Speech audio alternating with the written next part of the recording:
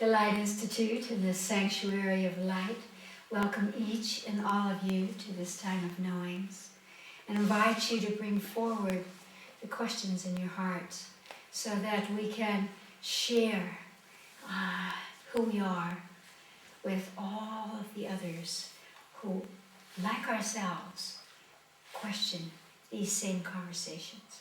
So, don't be bashful, please. Raise your hand, all right? Would you please talk about the Mayan calendar and why everyone is so fussed about that? Well, they're fussed about it because the Mayans, as well as Nostradamus and some other seers, saw or knew or designed a point of reference in what we call time and space, that there would be a shift on this planet. And of course, there have been shifts throughout eons of time here, in which there was a building up. In the Eastern traditions, they call it the yugas, from one yuga to another yuga. Time encapsulations which embody certain kinds of vibrations on the planet. I might make myself a bit unpopular by saying to you, why are we breathless about the Mayans? The Mayans never found themselves.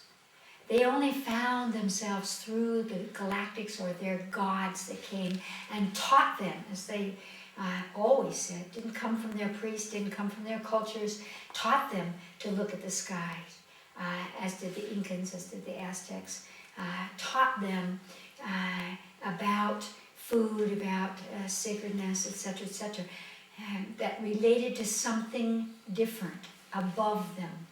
And so they themselves crumbled very shortly. Really, it wasn't a very long civilization. There are lots of theories about what happened to them. But what I want to say to people is, here is a culture who saw only to please God. Are we not having a repetition of this in the last couple of thousand years? And have we not done terrible, unspeakable, inhumane things in the name of God? And what did the Mayans do? They cut out each other's hearts in the name of God. So I am myself not very breathless about the Mayans or the Mayans calendar. They said it would end 2012, but they ended in the 900s. So I think it's very important for us to choose life and to choose the recognition of the cosmic pulse, the ending and the beginning. May it be that it is an ending of our inhumanity, of our confusion, of our insistence that there is no one but ourselves in the cosmos, and that we have nothing to learn from all of the infinite stratifications of the natural world and the universe around us. And so it is not, will it happen? As my higher self says, if it's going to happen, what is the fuss? Do you think you're going to be saved by storing water or canned food? No. If there are, and there are already, eruptions and disturbances from within the planet, bombarding the planet on all levels, we are a part of that, and that is a part of our purpose. And so there's no running away. We've had many bodies, many incarnations. So we need to take our attention off of that this is the end, as a fear-mongering, how will I survive? I feel that it's a wonderful point of reference. It's a wonderful opportunity for us to really move on from the old Kali Yuga, the old thought forms of our forefathers about survival, about winning, about all of the buying and selling that's gone on before, and rather shifting up to say, how shall I participate? Can we calm the winds? Can we bring the rain? All of these conversations are what's important. How would we at any moment embrace our ending and our beginning? Because nothing ends in the universe. And so it's only when we can pass through the proverbial end of life, that we can come to the beginning of life. Because they're inextricably intertwined. And so we want to feel that passage. What if you died today? Is there anything missing? Is there anything that you have not brought forward that belongs to your destiny? You will not die. You will not die until you are done. There's no way out. If you commit suicide, you'll just languish around in the lower astral, beating yourself up until some point of enlightenment comes. You will not leave your body. You will not leave your karma, all of the things that you've constructed, until you have opened that window to the sky, until you have opened to the next octave. We are a group. We are a soul family. And so we have come with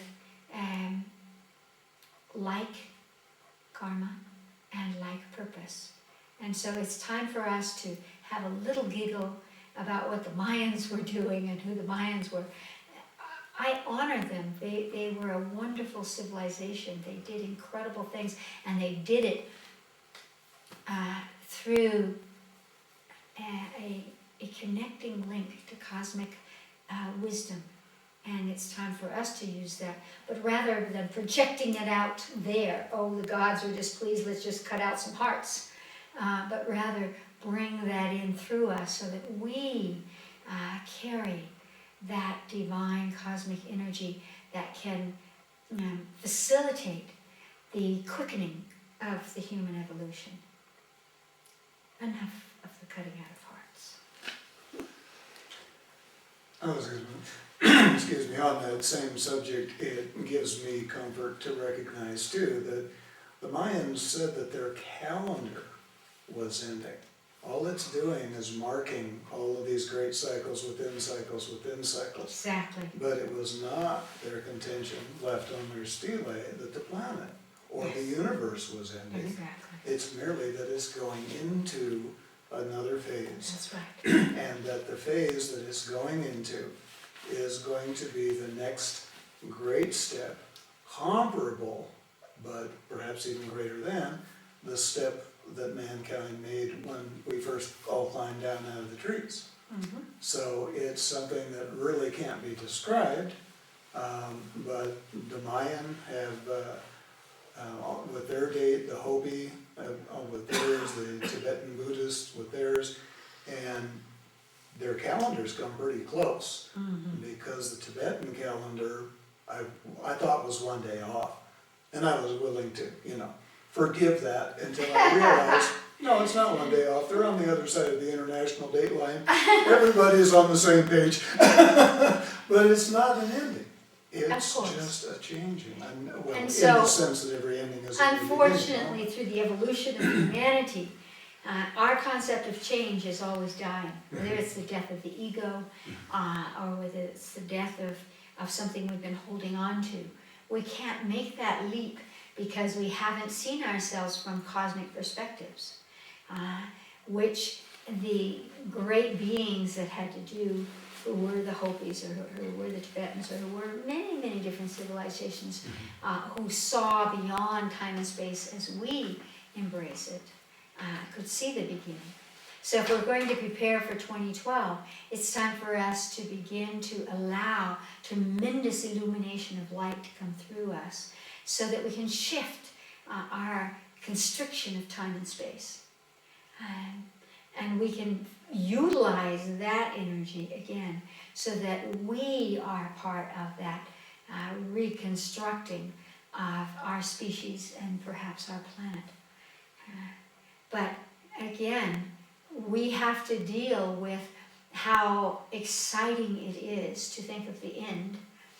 We love the fear-mongering rather than, could you imagine what it would be like if you were enlightened?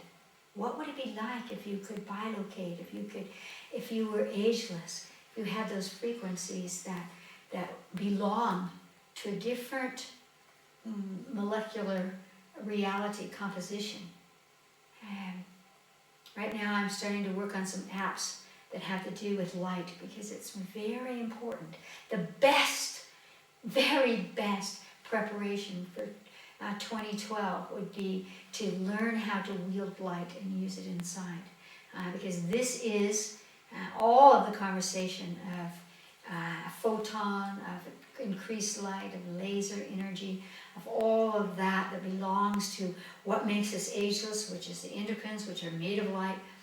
All of that has to do with lifting above the constriction and opening into frequencies.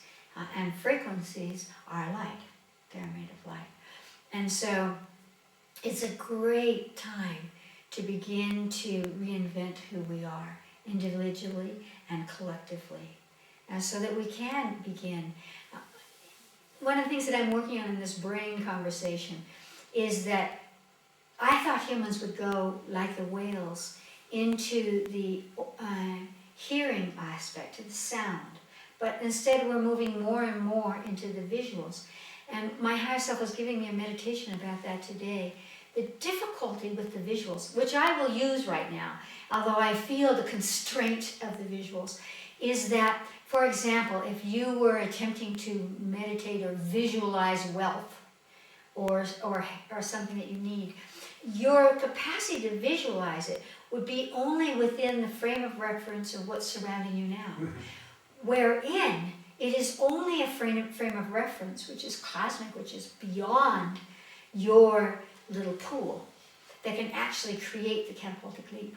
So how can we take visualization or visual frame of reference into an expanded arena which would actually manifest that which we are seeking to manifest? Because manifestation will not come from what is, it will come from what is throughout the unmanifest. And so what we visualize, what we can perceive through our visual centers, has to take on some very new perspectives of seeing, which is what ancient people have talked about since the beginning. Illuminated people have always said, use the third eye, see within. Because when you see within, you see the cosmos. And it will take that to manifest. So all of the struggling around and trying to hold in your visual perspective as something that you're desiring or something that you want, it will do very little, because in order to take that leap, you have to go beyond what you can see now. You have to go beyond what you can perceive now. In the same way when I talk about reinventing ourselves. Our idea of reinventing ourselves would be to have a partner, to become wealthy, to not be sick, to blah, blah, blah, blah, blah. And that's not it. Those things can be had, but only if you can access it, if you can see within your inner eye frequencies that are beyond what's circling about you. Creation has to come through the fusion or the linking up of energies that have not been placed in the same circumference, that have not been placed together. And so that's where we are right now. So it's very important for us to allow our higher selves to give us symbols, to give us energies that we may not recognize. There are probably many Mayan symbols and other civilizations which we have not deciphered, which have to do with more cosmic levels. And so we can't access that energy. And as they crumbled, neither could they. So they have already had their ending, even if they saw a date out into the future that we are translating into 2012. They have already experienced that. And so the thread that could be picked up there is the highest octave, for example, of that Mayan wisdom that could see the stars that no other civilization could see at that point, because they were given that that frame of reference. You know, in the same way that they were able to have the mathematics. All of those structures which were given to them, which were created around them, can take them and us to the next octave, but not from this frame of reference. It has to be literally beyond the imagination. So Whereas how, exactly, The tool used to be, if you can imagine it, you can manifest it. right, Now, with all the changes, the tools themselves, a lot of people are finding don't work the way they used to either. that's right. And for me, in many cases, since I don't really know what's coming next, I just put the old tools down. Yes. Because all I know about them is they're not working, I'm not sure.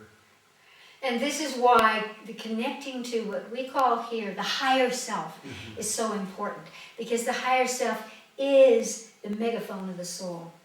So the higher self allows us the imaging or the of something that we have not imagined, that may come.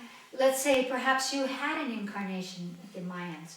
There may be points of references there that could allow you to envision something that you have no idea what it is at this moment. But the moment that you connect with it, that you envision it, it will start pulsing within you. It will start activating all of your genetic encoding, all the psychogenetics, points of reference, which could allow you to use it and therefore manifest what you could not image before or imagine. In other words, in reality, it's simply that our imaginations are within a groove of now. And they need to go beyond our concept of time and space to incorporate all these cosmic points of reference, the constellations that consolidate thresholds for us.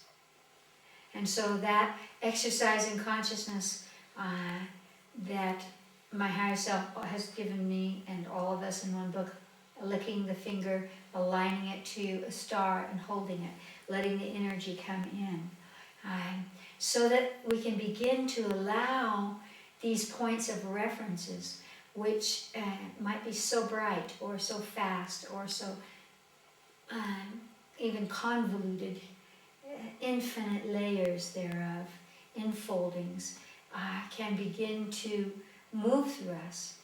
And through that, we will eventually make sense of them in the same way that what was a miracle 1,000 years ago is no longer a miracle.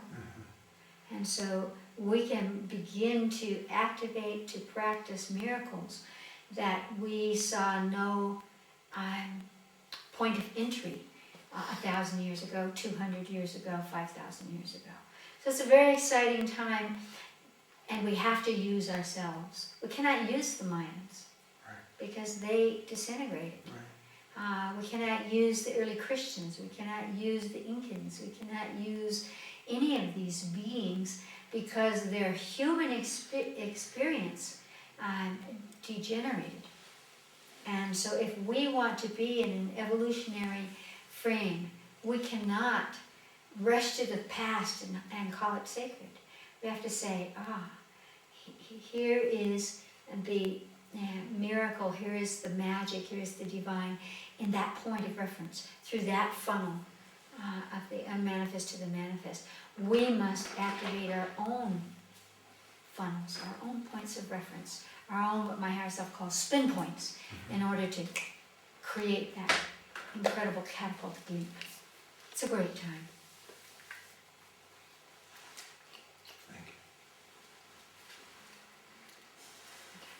Can you talk about detoxing various things, whether it's something you were exposed to as a child or whatever might be in your body that your body's sort of shucking off, and the role of the liver and the kidneys, and then also detoxing to the feet or some signs that you might have that you're experiencing this and stuff like that. You know, there are so many wonderful tools for detoxing the body. The most important is the most difficult to grasp, which is to let go. And this is why we do incarnational work, to release ourselves from all of the infinite points of reference of the past, all the experiences you had as a child, all the experiences your parents, your siblings, your great-great-great-grandparents have, which are flowing through genetically, psychogenetically into you. And so one of the things that would really facilitate or amplify any technique of detoxing that we utilize is to simply allow ourselves to be in this moment of the present. And what is it? Do I want to be in absolute health? What does health bring? Laughter and joy. So if you can get by, but you're not happy, you're going to be sick one of these days. You're going to have to detox. So as we well know, as we work here at the Light Institute and at Nijoni, if the emotional body is tethered to the past, if it's tethered to experiences, it cannot support the physiological body. So you could detox, and then a few months later you're experiencing the same thing. This is why we have remissions and repetitions, let's say in cancer or some of these other diseases, because people don't go to the source. They just take something from outside, stick it onto the body, force the body to open and to expel, and then it kind of comes back to homeostasis a little bit, but it still has all those points of reference, which are spiritual, mental, emotional, physical, sexual. All those energies are still lurking around, and so pretty soon they begin to grow again. If we want to detox in such a way that we can reinvent ourselves, not in the form of our parents or our cultures or our past, we have to work holographically. Detoxing, whether it's taking, for example, a liver flush or a kidney flush, or lots of work on the feet, etc., etc. All of those things are tools. But ultimately, if we really want to come to a place where we do not define ourselves by, oh, here is this energy lurking within me, or here is this incapacity that I have, or intolerance that I have, we have to, as we were just talking about, begin to envision a self that is so expanded, that all of the little sufferings that we've had, that all of the little points of reference that we use to identify ourselves, cannot hold us there. That's why I began to do incarnational work, why I still do it 50 years later, 50 odd years later, because we have to pull those threads, and we have to dissolve them, and we cannot do them by knowing about a lifetime or thinking about something. We have to do it energetically so that we can reconstruct. Imagine if you do, as my higher self says, have genetic information that belong to angels, galactics, devics, how you could pull those threads, those genetic potentials, and reconstruct the body that you carry, the consciousness that you have, and therefore the karma that you experience in this lifetime. We are not bound by karma. We only think we are. And karma can be magnificent and powerful and positive for us. Because if we have been the givers, if we have manifested something good, maybe it's healing another or loving another or sharing or creating something, then that potential is always there within us to create the next thing, the next thing, the next thing. And so we can use those points of reference to reinvent who it is. Equal to detoxing is the other side, which is to amplify your potential, to really be able to hold, here I am, and feel that kind of energy, distributing out into the third dimensional world, into the fifth dimensional worlds, the wisdom and the vibration that you access because of the moment of your birth, because of the body that you created, because of the culture and the parents that you chose that relate to all the bodies that you've had, so that we detox, we release, and at the same time we build. That's the catabolic and the anabolic pulses within form, within manifestation. So, but to rebuild and to build something new, we have to have something that we can access. And we all have it. It's called the soul. It's called the divine source. We have it.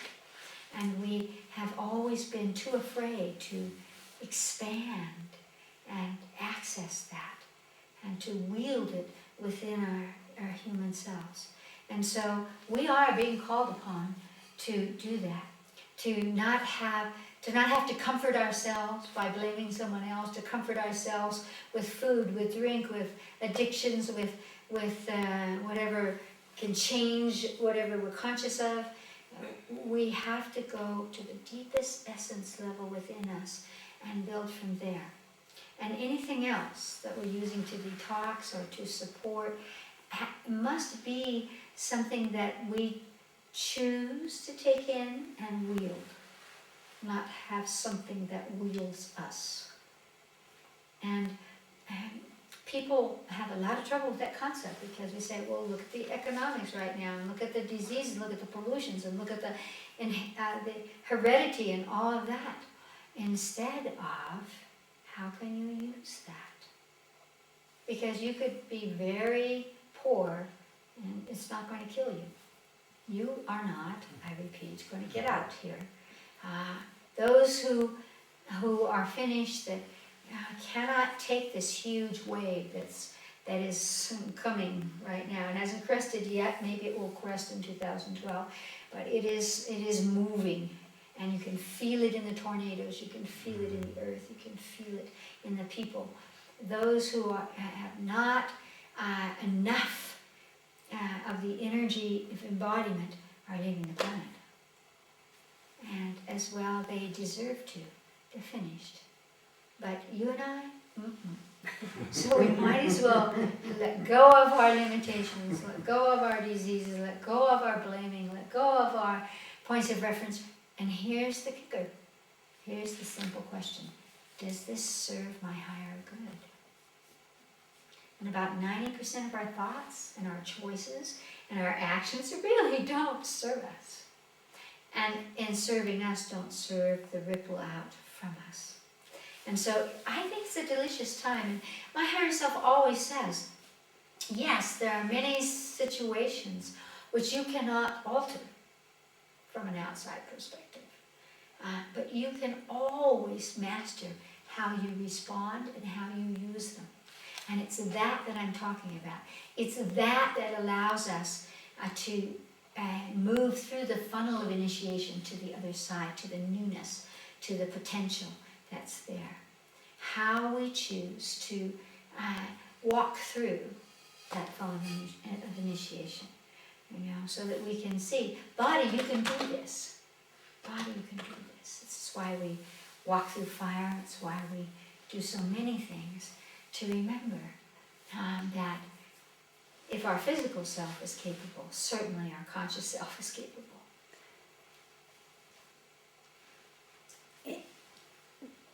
In relation to that and what's going on with the bodies and all of that, can you talk about the weight gain of humanity?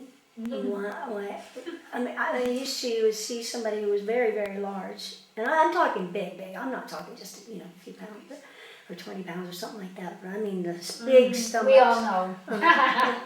What's going on with that? What can humanity do to alleviate that? Now that's a perfect example in talking about cleaning ourselves or clearing our bodies, and that is one obvious answer to that. The simplest answer to that is that we're being intoxicated and poisoned by the foods that we eat, by the environment that we live in. And we haven't been willing to pay attention to ourselves enough to change that. How many of you put your hands over your food every day, everything you eat? Do you do it?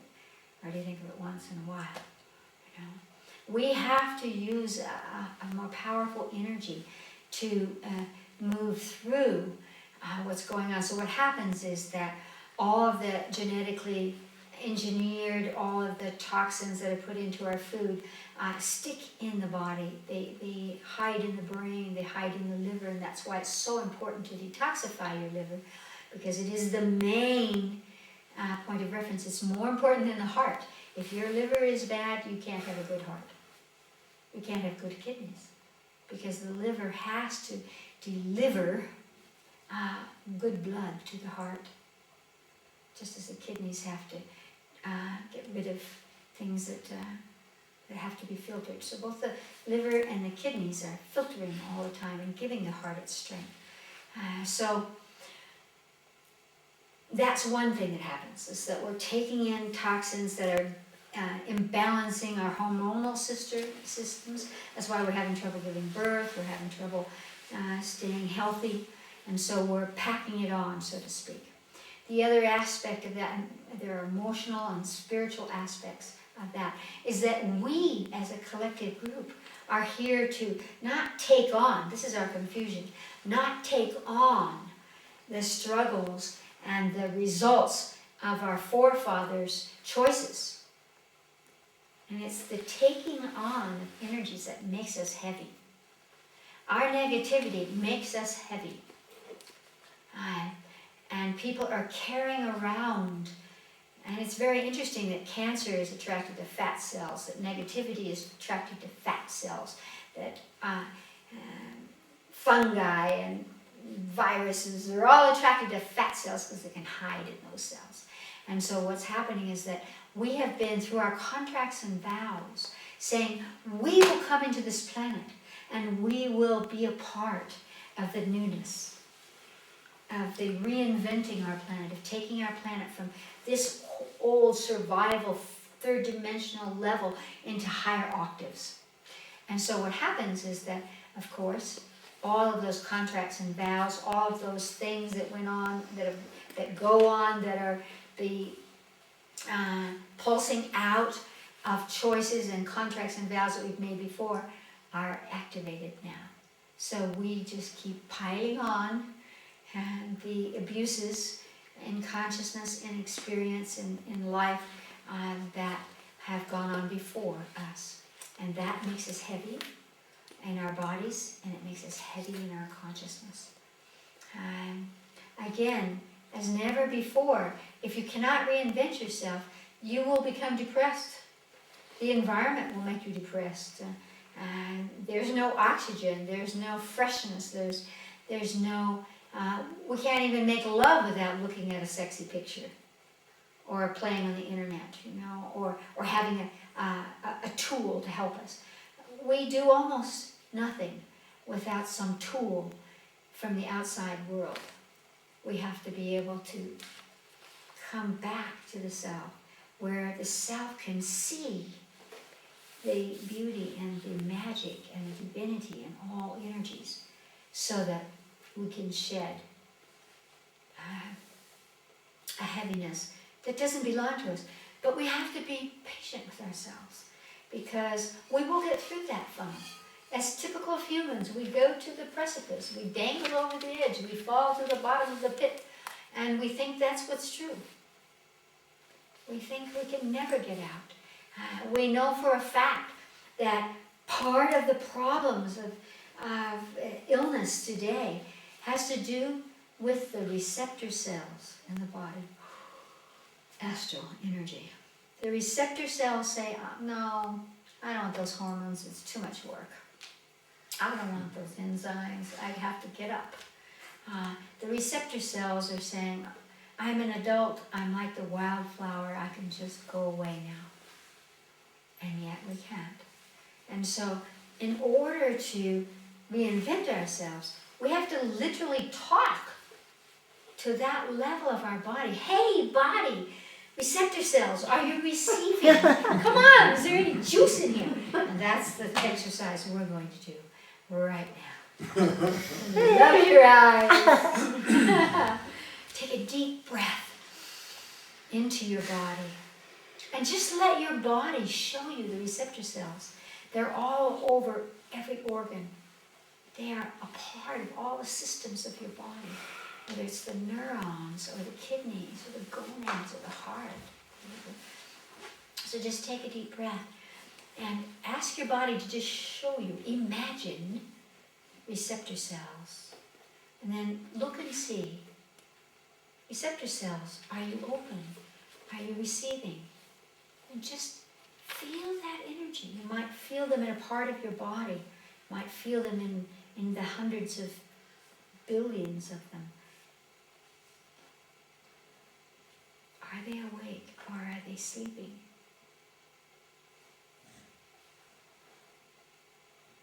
So now just ask your body to show you receptor cells in any particular area that need to be awakened at this moment. Again, it might be in your gonads, it might be in your heart, it might be in your brain. Where do you need to activate the receptor cells so that they can receive the chemical impulses that will rebalance your body? So wherever that is, bring your consciousness into that part of your body and look and see those receptor cells. Are they sleeping? Are they dying? Do they have armor on? No, we won't.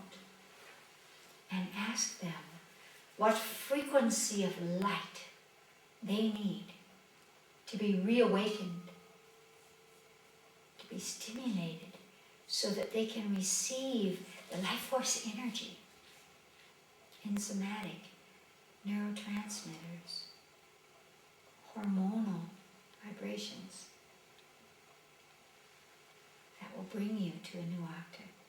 Whatever frequency, by which I mean colors, come to you. Imagine that you're just sucking those frequencies of light, those colors, into that place in your body, and imagine that they're titillating, that they're awakening, that they're pricking open your receptor cells.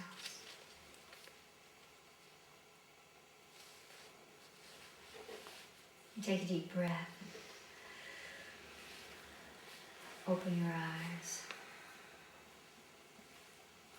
Now that would be a very good exercise in consciousness to do, as we were talking about. On the one hand, doing cleansing in the body. On the other hand, awakening a body that can receive higher frequencies and can stabilize itself. If your receptor cells will open and receive all of the hormones, all the stuff that's going from the endocrine glands in through the blood, you will feel awake and alert and rejuvenated and hopeful and positive.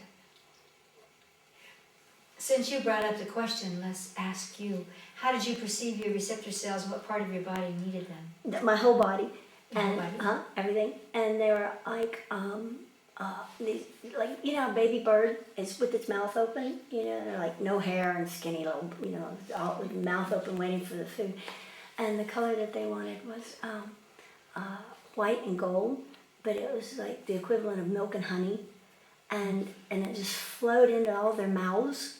And when it did, I just like my whole body just was suddenly filled with all these little plump baby birds, you know, filled with feathers. Fantastic. Fantastic. Wonderful. And so when you suddenly have that going on, then it's going to rebalance the part that says, oh gosh, maybe I'm getting a little older, oh gosh, my foot hurts, my back hurts, my something is out. It's going to just take that away. Because again, the trick of life is, where is your focus? Where's your focus? Well, you know, it felt like it was such a great thing to do. You know, prior to your birthday, or I do anyway. I have a tendency to just that everything hurts, or I get, you know, something. You know, it felt like it was very, very balancing. You know, I'm going to do that the whole time, like up until you know, Your birthday. no, seriously, to keep it, you know, to keep it mellowed out, so that there's not that you know, astringent quality to. Absolutely. Oh my God, am I going to make it? Yeah. My favorite word, the juiciness, the juice. Bringing the juice back so that we create that, not only homeostasis, but that threshold to the next octave, the next part of our potential. Fantastic. Thank you. So part of what I was thinking about was, I'm actually feeling pretty good, and the receptor cells were not battlers, they needed some work, and I could see that part of the congestion there. But for example, just in terms of your body giving you messages and things like that, so if your feet itch or there's a little sore on your feet, would that be a sign that your liver is just sort of overburdened, and so that maybe it's time for a liver flush or just more sauna or sweat, because I haven't been able to do that.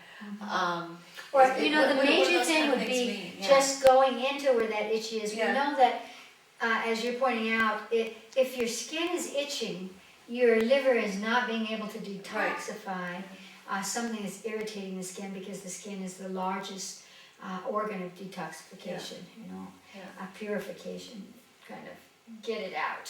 The Right. liver dumps it out, and the skin gets it out.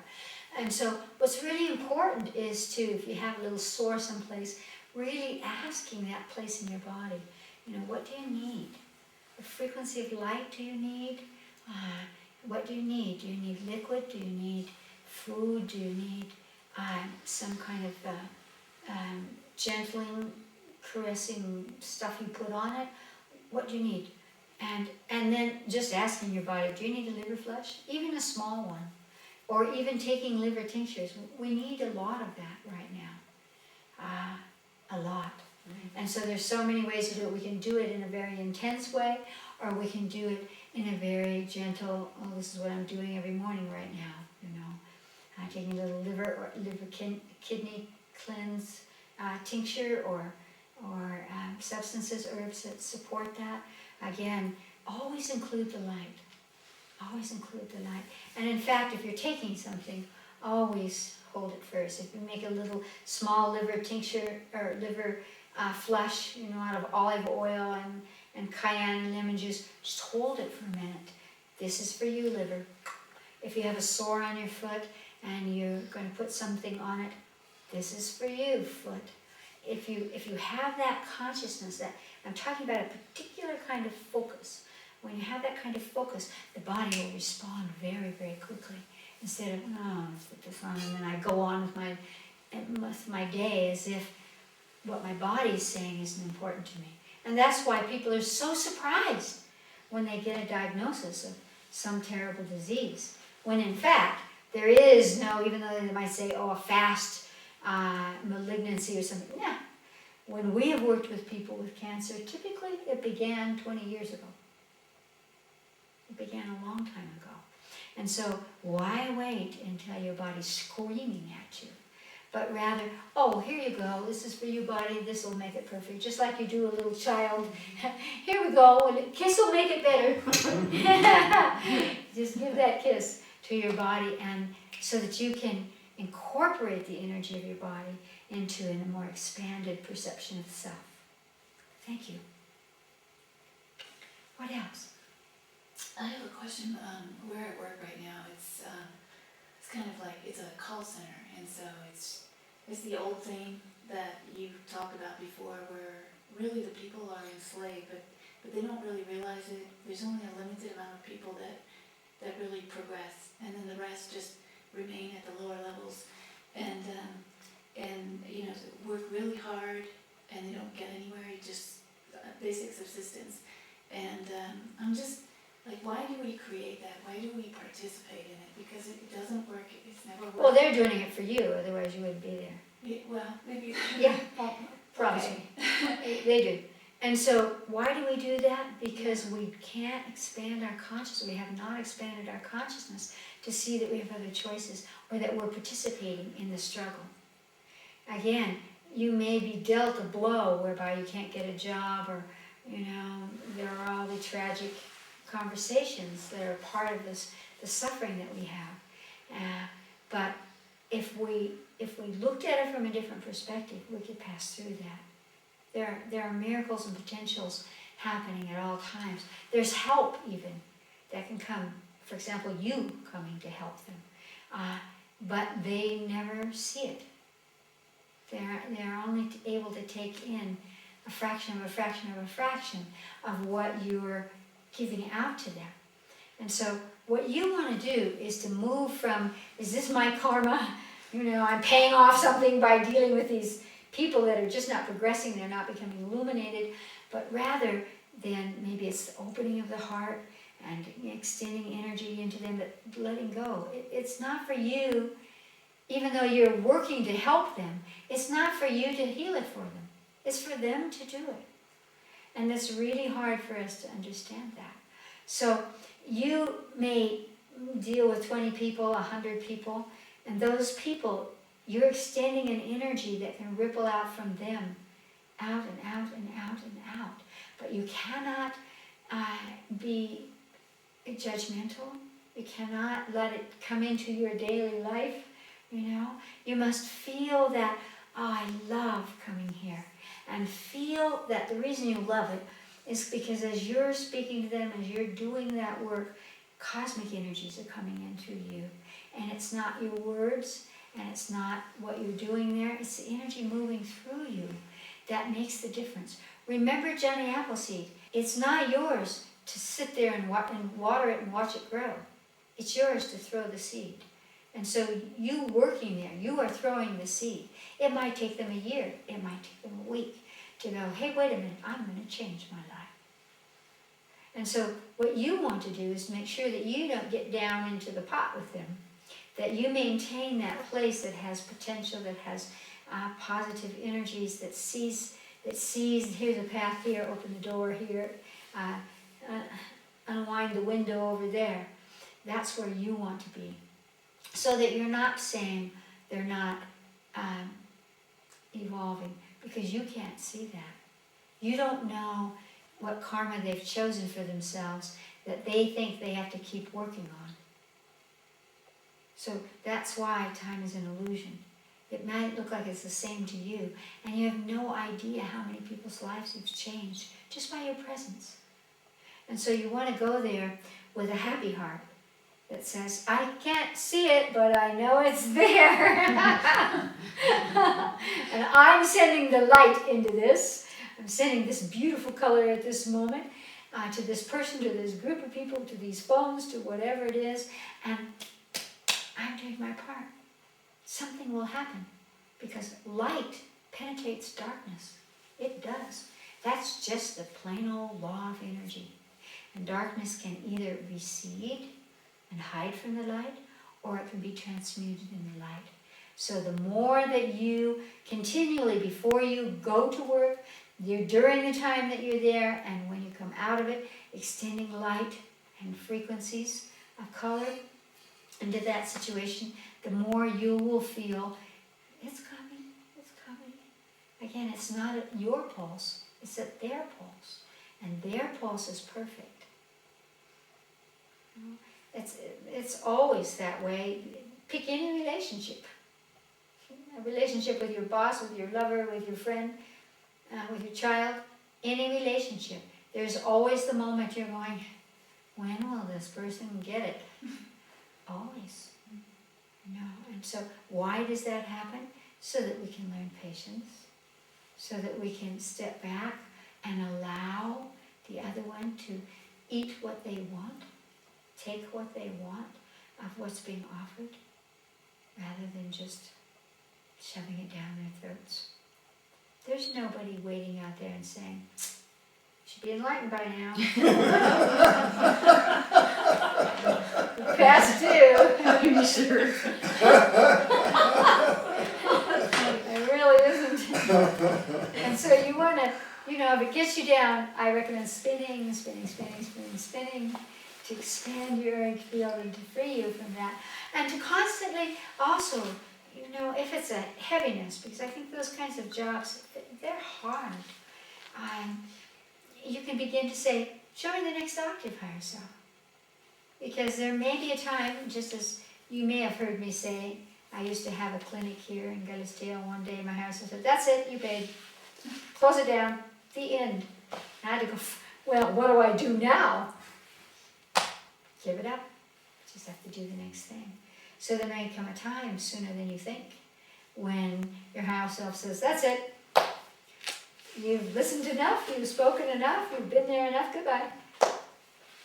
And so we always want to invite an expansion You know, that in doing this opens a hologram of other possibilities that are linked to that, because every experience we have takes us to the next one.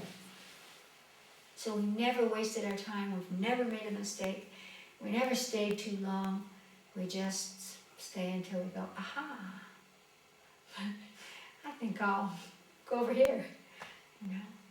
And that's why we need to be very brave and very funny. And you look so nice when you laugh. Oh, thank you. Laugh more. Smile more. What about waltzing with the saboteur? Like that's kind of the thread through the saboteur of the collective consciousness, our own, other people's. When you say saboteur, what are you speaking of?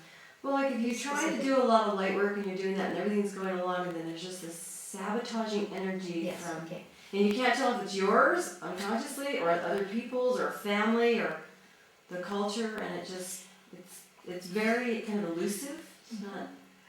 The interesting part about that is the dance with when do we let go and when do we pursue.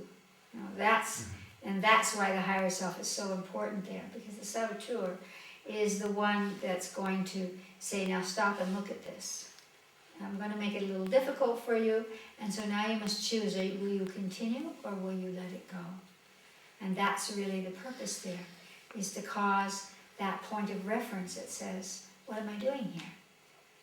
You know, how can I use the saboteur? Nothing can really stop you. And one of the great teachings of healing is the hologram of the body. So one of the first lessons that I ever learned was, oh, you have a problem in your foot? Okay, pull in the ear. You know, if you're going along and you've been really working in the light and things have been going, and then suddenly you come up against the wall, well, you can leap over the wall, you can laser through it, or you can turn around and find the end and go about in another direction. In other words, we get very goal-oriented, and this is what I'm talking about with you. It isn't that being goal-oriented isn't useful. It's just that the cosmic giggle is that typically what we think is the goal, it has nothing to do with the goal. You know, we're just treading water with our illusion of what the goal is. And certainly when it comes to whatever is enlightenment, or why don't these people, become more conscious. So we can't see that when we're doing this.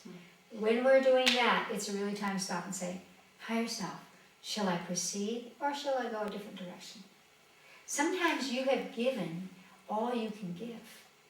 And if you don't allow them to digest it, they'll just, and that's what's called saboteur. They'll just bring it right back up in your face. And then you just can't get past that. And so, again, are you attempting to extend energy to them for them or for you? And one of the things that we learned in the Peace Corps is if you don't get your part in it, you can never really play. You certainly can never master. You're always doing it for you. Always. And so if we embrace that, and they're going, we're not playing. Oh, okay. Let go. Let go. Let them digest it. Let them do their thing. And look and see, do you need it? Maybe you need a bigger pond. Maybe you need different friends, different students, different teachers. And they are just putting up that block in order to turn you around. And how will you know the answer? By simply breathing deeply. Higher self, what's my direction? Do you get this sensation? Stay the course or leave? Sometimes it just takes a moment of leaving to rebalance things. It's certainly true in relationship. You're pushing and you're pushing and you're pushing. As soon as you let go, the other person can come around and they can find the way to align with you or to teach you to go to the next octave. And so certainly, again, as we were saying before, we can't tell what growth is. Because we are only seeing growth from our own karmic perspectives. That's the cosmic ego. So again, we have to start with each being is a perfect divine soul. And how do you want to play in their movie? Can you be their teacher? And perhaps not. Or perhaps you're being their teacher by suffering, by doing this. And is this really the best way to do it? Probably not. Where there is no resistance, there is no harm. And so we're coming into a time when we're really looking, because we have used each other for eons of time as the mask. Well, I could be here if it weren't for you, etc., etc. Or these are my limitations, because in your eyes, this is who I am. And what's being called upon for all humans right now is to, again, reinvent who we are outside of the mirror of society, our teachers, our students, our lovers, our friends, but through the vibration, the window of our higher selves. And as we begin to feel that, we become more fluid, so that we evolve more rapidly. And we don't get caught in, I'm supposed to be this. And we all know that in families we play a particular role, and everyone sees you in that particular role. And they never realize that you have changed to grow.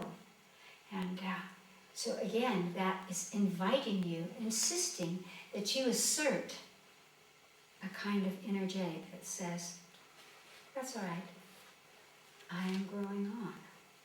We outgrow our families, we outgrow our limitations, we outgrow our environments.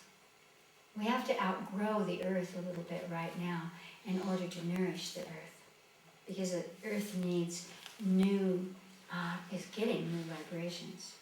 And so plants are changing, and humans are changing, and animals are changing.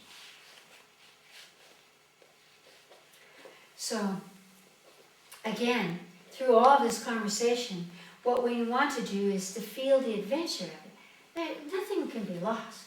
Nothing can be lost. It doesn't work out the way you want it, figure out a new way to want it. And then all is well. We can always make something out of something. And we must. So, blessings to you all.